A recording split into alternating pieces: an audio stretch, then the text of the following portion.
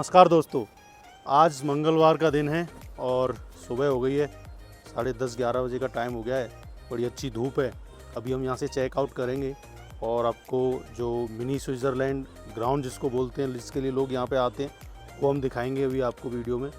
तो हमने ब्रेकफास्ट मैंने नहीं किया, हमारी टीम ने किया है, इंक्लूडिंग था बिकॉज़ मेरा आज मंगलवार है तो व्रत था, तो मैंने व्रत के कारण ब्रेकफास्ट नहीं किया। मंगलवार को हमने हनुमान जी के दर्शन कर लिए। इसी प्रॉपर्टी में हनुमान जी के बहुत अच्छे यहाँ पे आप दर्शन कर सकते हैं यदि आप कभी रुकते हैं तो।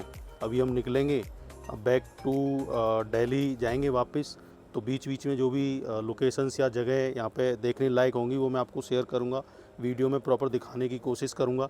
और यहाँ पे आसपास बहुत सारी प्रॉपर्टी है, जैसे ये होटल है, ऐसे ही और भी इससे सस्ते में भी आपको यहाँ पे मिल जाती है। तो अभी यहाँ पे ज़्यादा भीड़ नहीं है, लोग यहाँ पे नहीं है, तो टैरिफ इतना ज़्यादा भी नहीं है, तो आप अभी आ सकते हो। अच्छा ठंडा हो जाता है यहाँ पे शाम को, और बर्फ़ देखनी हो तो बर्फ़ तो यहाँ हाई पीक पे मिल ही जाती है। तो मिलते हैं आपको, दिखाते हैं आगे नेक्स्ट जो भी चीज़ें आपको अगले आने वाली चीज़ें देखेंगे तो वो मैं आपको दिखाता रहूँगा। नमस्कार।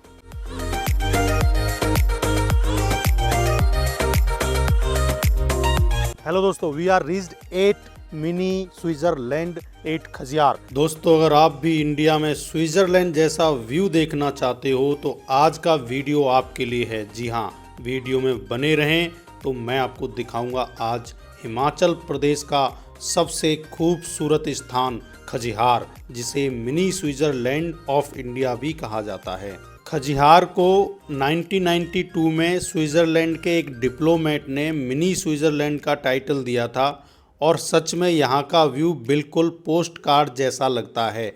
यदि आप यहाँ आते हैं तो आपको ऐसा लगता है कि आप यहाँ एक नहीं, दो नहीं, 3 दिन नहीं, बल्कि हफ्तों रुकने का मन करता है।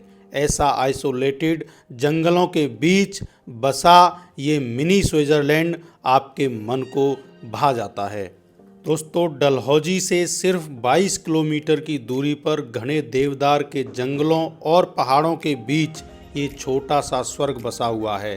रास्ते में हर मोड़ पर इतना सुंदर व्यू मिलता है कि गाड़ी रोक रोक कर फोटो लेने का मन भरता ही नहीं है।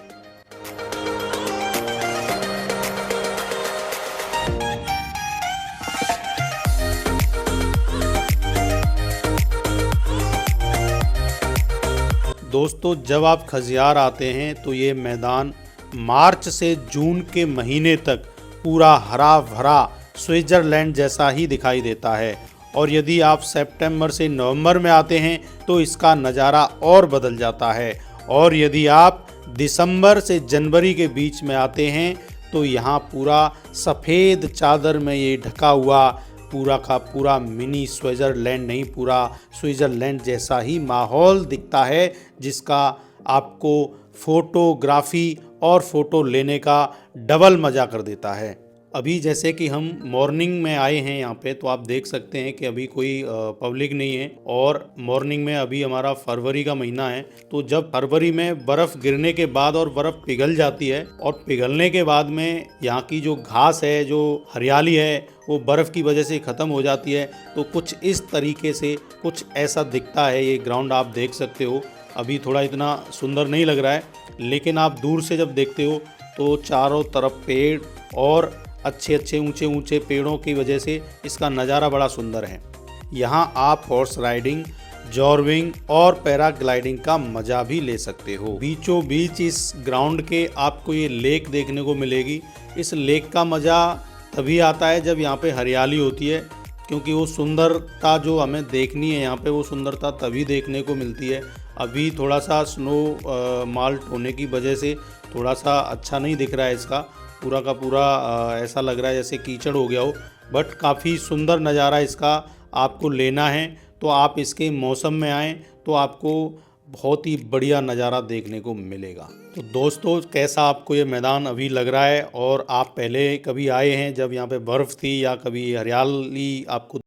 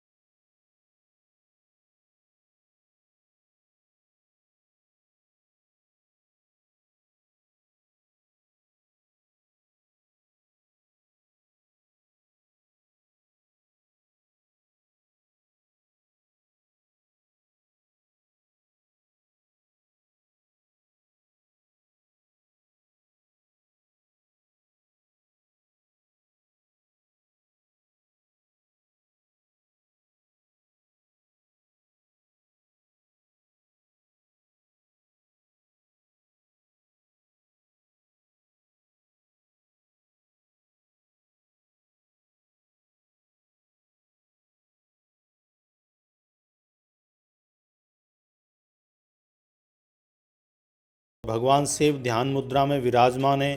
पीछे पहाड़ और सामने हरा भरा मैदान जो इसे भव्य और बनाता है। श्रद्धालु यहाँ आकर पूजा और फोटो वगैरह अपना करते हैं। सुबह और शाम के समय यहाँ अच्छा दृश्य बनता है, तो आप अपनी आकर के फ़ोटोग्राफी वगैरह ले सकते हैं। आप चाहें तो इंटरनेट पे भी इसको सर्च कर सकते हैं। बड़ी ही सुंदर मूर्ति भगवान शिव की यहाँ पे लगी हुई है।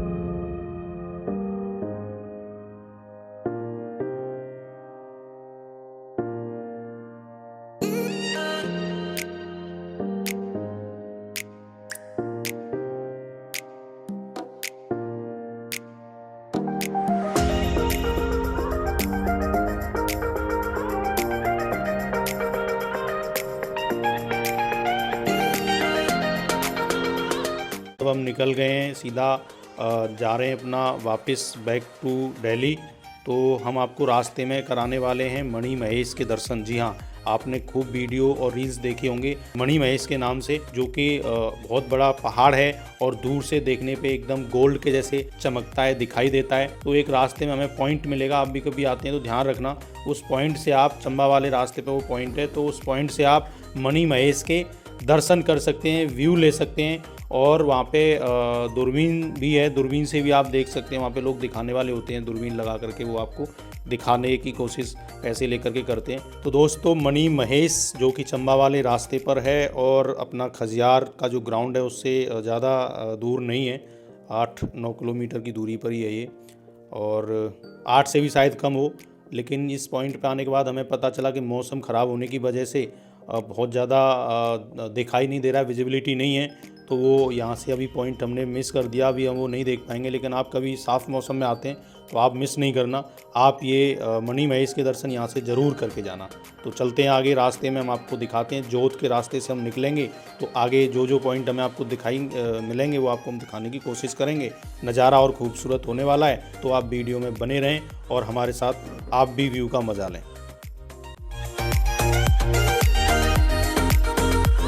दोस्तों, हम निकल गए वापस दिल्ली के लिए, और चंबा वाला जो रास्ता है चंबा का, वही रूट हमने लिया है। और आपको चंबा नहीं जाना होता है, आप लगभग खजियार से 7-8 किलोमीटर आगे आते हो चंबा की तरफ, तो वहाँ से आपको राइट साइड में जोत होते हुए पठानकोट के लिए एक रास्ता जाता है, वो आप ले सकते हो। तो आपको पठानकोट हाईवे मिल जाएगा और हम उसी रास्ते पे हैं।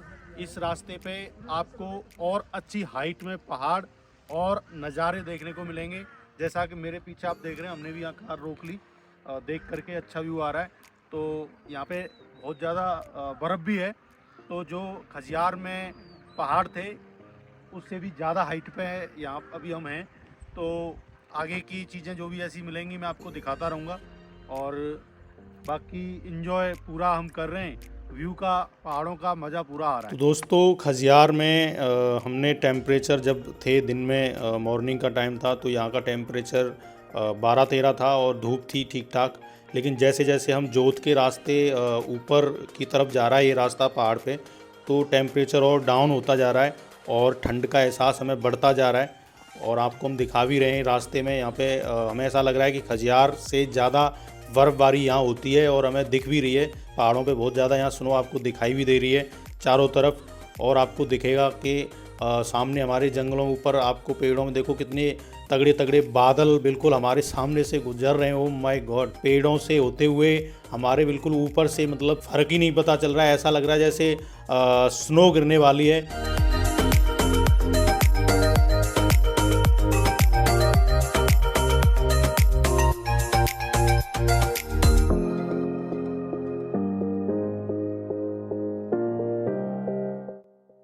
यहाँ तो जी बादल ही बादल आपको देखने को मिलेंगे जोत वाले रास्ते पे जब आते हो आप खजियार से जोत के लिए। तो देखो क्या सीन है, बादल उतर आए यहाँ पे बहुत मजा आ रहा है कसम से। वाह, व्हाट अ व्यू।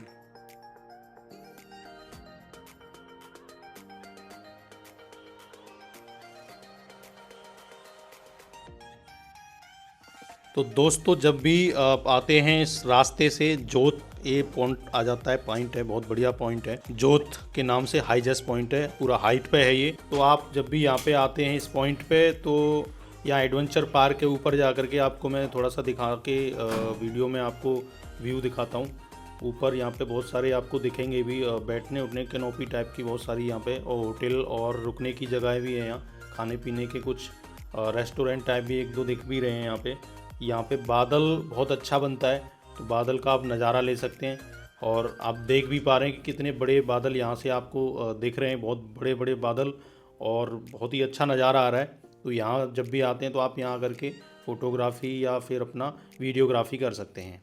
दोस्तों, इस वीडियो में आपने पूरा एंजॉय किया पहाड़ों का, जंगलों का, स्नो